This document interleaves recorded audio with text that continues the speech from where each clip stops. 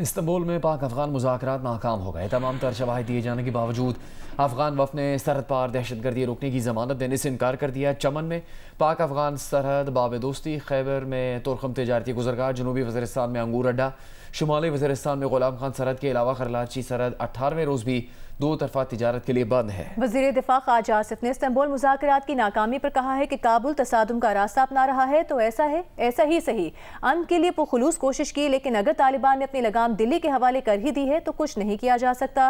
अफगान सरजमीन से हमला हुआ तो भरपूर जवाब दिया जाएगा। तालिबान को दोबारा गारों में धकेलने की सलाहियत रखते हैं। किसी ने इस्लामाबाद पर नजर डाली तो उसकी आंखें निकाल लेंगे।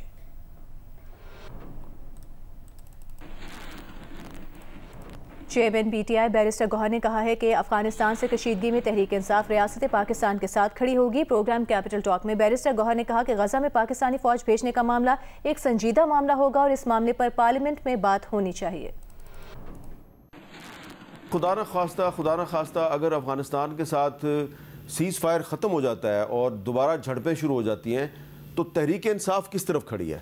अगर कोई मुल्क डायरेक्टली अटैक करता है या वो प्रॉक्सी वार में पाकिस्तान के ख़िलाफ़ शामिल होकर के पाकिस्तान पे कोई अटैक करेगा तो इसमें से कोई दो राय नहीं है कि पाकिस्तानियों की तरफ पाकिस्तान तहरीक इंसाफ भी हमेशा पाकिस्तान ही के साथ खड़ी रहेगी और हम खड़े थे भी जब इंडिया का वार हुआ। So Afghanistan is not different for us. उसमें भी अगर कोई ऐसी सूरत हाल हुई हम पाकिस्तान के साथ ही खड़े होंगे। क्या पाकिस्तानी फ़ौज को गजा भेजना चाहिए? ये बहुत सीरियस इशू होगा अगर ऐसा है तो the best forum is parliament. और लेकिन मेरा ज़ाती ओपिनियन यही है कि नहीं, किसी सूरत नहीं, हमें वो नहीं। आज़ाद कश्मीर के वज़ीर आज़म के लिए चौधरी यासीन और लतीफ़ अकबर मजबूत उम्मीदवार बनकर सामने आ गए हैं। कश्मीर की सियासत से मुतालिक ताज़ा तरीन सूरत हाल पर बात करेंगे माहिर उमूर कश्मीर अफजल भट्ट साहब से। अफजल भट्ट साहब, वज़ीर आज़म आज़ाद कश्मीर के खिलाफ तहरीक एतमाद जमा करवाई जाएगी कल, क्या अब भी इम्कान है कि चौधरी अनवारुल हक उससे पहले ही इस्तीफ़ा दे देंगे या फिर वो मुकाबला करेंगे इस तहरीक एतमाद का? देखें जी, आज़ाद कश्मीर में वज़ीर आज़म चौधरी अनवारुल हक के खिलाफ तहरीक अदम एतमाद के लिए वोट देने पर 36 अरकान असम्बली जो है वो जमा हो चुके हैं और तहरीक अदम एतमाद की कामयाबी के लिए सिर्फ 27 अरकान की जरूरत थी। लेकिन हैरत अंगेज बात यह है कि 36 अरकान की हमायत हासिल करने के बावजूद ना तो अभी तक तहरीक अदम एतमाद जमा कराई जा सकी है, ना ही पाकिस्तान पीपल्स पार्टी की जानिब से किसी उम्मीदवार के नाम का ऐलान किया गया है। हैरत की बात यह है कि आज शाम मुख्तलिफ चैनल्स पर पीपल्स पार्टी की क़यादत का नाम लेकर यह खबर चलाई गई कि उन्होंने चौधरी यासीन का नाम फाइनल कर दिया है वज़ारत उज़्मा के लिए।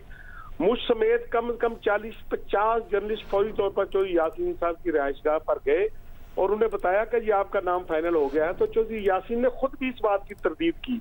उन्होंने कहा कि ना तो पाकिस्तान पीपल्स पार्टी की क़यादत ने अभी तक किसी उम्मीदवार का ऐलान किया है, ना किसी को आगाह किया है, ना ही पाकिस्तान पीपल्स पार्टी की ये रिवायत है कि वो इस तरह ऐलान करती है। पाकिस्तान पीपल्स पार्टी का हमेशा से ये तरीकाकार है कि एक बंद लिफाफा मरकजी क़यादत की जानिब से आसिफ अली जरदारी साहब और बिलावल भुट्टो जरदारी साहब का मैसेंजर एलची लेकर मुजफ्फराबाद जाएगा। जब तहरीके अदम एतमाद अगर कल सुबह जमा होनी होगी या इसके बाद जमा होती है तो ऐन मौका पर वो नाम लिखा जाएगा। अभी तक तहरीक अदम एतमाद पर जो दस्तखत कराए गए हैं उसमें आउट गोइंग प्राइम मिनिस्टर का नाम तो मौजूद है चौधरी अनवारुल हक, लेकिन आने वाले कायदे ऐवान का नाम की जगह खाली है, वो कल फिल होगी। दूसरा जो बात आपने की कि मौजूदा वज़ीर आज़म क्या इस्तीफा देंगे या तहरीक अदम एतमाद का सामना करेंगे, अभी तक तो उन्होंने जो अपने साथियों से सलाह मशवरा किया है और हमें जो इत्तलाआत मिली है कि वज़ीर आज़म अनवारुल हक ने फैसला कर लिया है कि वो मुस्ताफी नहीं होंगे। उन्होंने यह भी फैसला कर लिया है कि वो असम्बली नहीं तोड़ेंगे, इसलिए उनका ये फैसला है कि वो तहरीक अदम एतमाद का सामना। बहुत शुक्रिया अफजल भट्ट साहब। वज़ीर आला पंजाब मरियम नवाज ने कहा है कि जो जमात रियासत के खिलाफ हथियार उठा ले फिर वो सियासी नहीं रहती।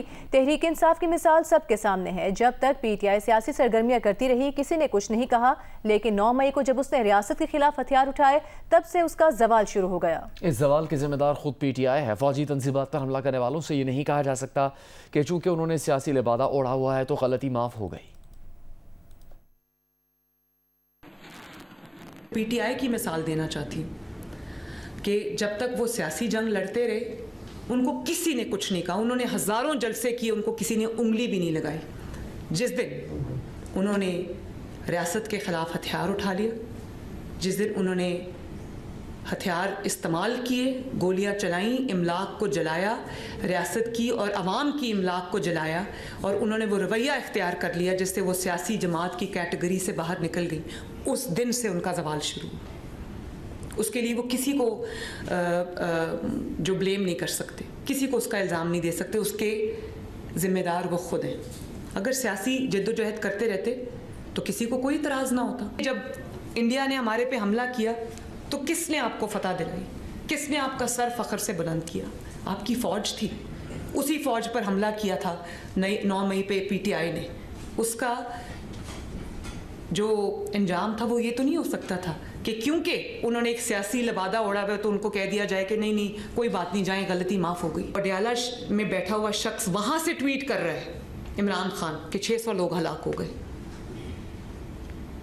और ये वो शख्स था जिसने अपने दौरे हुकूमत में मसाजिद में घुस के गोलियां चलाई थी और लोगों को मारा था, क्योंकि अपनी जमात कमज़ोर हो गई, उसने देख लिया कि निज़ाम चल पड़ा, उसकी अहमियत ख़त्म हो गई, वो वहाँ से बैठ के फिर मज़हब को इस्तेमाल कर रहे हैं। वज़ीर आला पंजाब मरीम नवाज़ ने कहा कि सियासत या मज़हब की आड़ में लोगों की ज़िंदगियों को ख़तरे में डालना, इमारतों को नुकसान पहुँचाना कबूल नहीं। तमाम मजहबी जमातों को ख़ुद को ऐसे जत्थों से अलहदा करना है, लोगों को भेड़ चाल के बजाय सीधे रास्ते पर लाना है, फितरों की निशानदही करना उलमा कराम समेत हम सब की जिम्मेदारी है। लाहौर में उलमा कराम से गुफ्तगू में वज़ीर आला पंजाब ने तहरीक लब्बैक के सील किए गए मदारिस और मसाजिद मुफ्ती मुनीबुर रहमान के हवाले करने का ऐलान कर दिया। जब फ़लस्तीन में लोग खुशी मना रहे थे, यहाँ पर ऐलान किया गया कि हम इस्लामाबाद पे चढ़ाई करेंगे फ़लस्तीनियों के लिए जो खुशी मना रहे थे।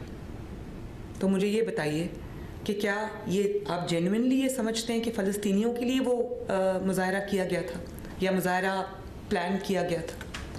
और हमने तो इतना बड़ा ये हंगामा चला, मैंने एक बार मैंने किसी उस शरपसंद जमात के एक शख्स से भी फ़लस्तीन के बारे में एक जुमला नहीं सुना। अगर सुना तो यही सुना कि मार दो, यही सुना कि इनको छोड़ना ना, इनको घरों में जाने ना देना। वो सिर्फ एक शरपसंद जमात नहीं है, उसने लोगों के जहनों में को जहर आलूद किया है। उसने लोगों को ये बताया है कि ये मज़हब की बात है, हालांकि वो मज़हब की बात नहीं है। तमाम मजहबी जमातों को उससे अपने आप को अलहदा करना है, और उनके जो फॉलोअर्स हैं, जिसके अंदर बहुत कोई इनोसेंट लोग भी हैं जो दीन की मोहब्बत में एनालाइज किए बगैर एक भेड़ चाल के पीछे चल पड़ते हैं, उनको सही रास्ते पे लाना, उनको दीन का असल रूह समझाना, उनको इश्क नबी सल्लल्लाहु अलैहि वसल्लम की असल रूह समझाना, ये आप सबका फरीज़ा है। जब आप दरमियानी बात करेंगे तो लोगों के दिमाग में शकूक और शबाहत जो है वो जन्म लेंगे। लोगों को क्लैरिटी के साथ नहीं पता चलेगा कि कौन दीन को रिप्रेजेंट करता है और कौन दीन की आड़ में जो है वो अपने जो मज़मूम मकासद हैं उनको आगे बढ़ा रहा है। फितने की निशानदेही करना। वज़ीर आज़म के मुशीर बराए सियासी अमूर राना सनाउल्लाह ने कहा है कि वो अफगानिस्तान के मामले पर फील्ड मार्शल सैयद आसिम मुनीर के नुक्ता नज़र की हिमायत करते हैं। जियो न्यूज़ के प्रोग्राम कैपिटल टॉक में राना सनाउल्लाह ने कहा कि अगर अफगानिस्तान ने जारहियत की तो भारत की तरह अफगानिस्तान को भी आराम आ जाएगा। अस्करी महाज पर हमें फ़िक्र करने की ज़रूरत नहीं है, अलबत्ता मुल्क के अंदर सियासी अदम इस्तेहकाम की फ़िक्र करनी चाहिए।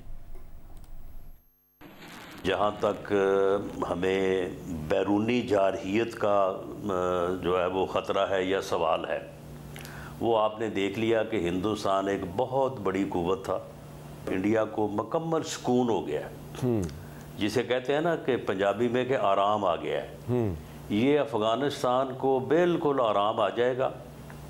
उसकी वजह ये है कि आप जो फ़ौज है, सिर्फ फ़ौज नहीं लड़ती, जो सिपा सलार है ना, उसकी पॉलिसी और उसकी हिकमत अमली जो है वो लड़ती है।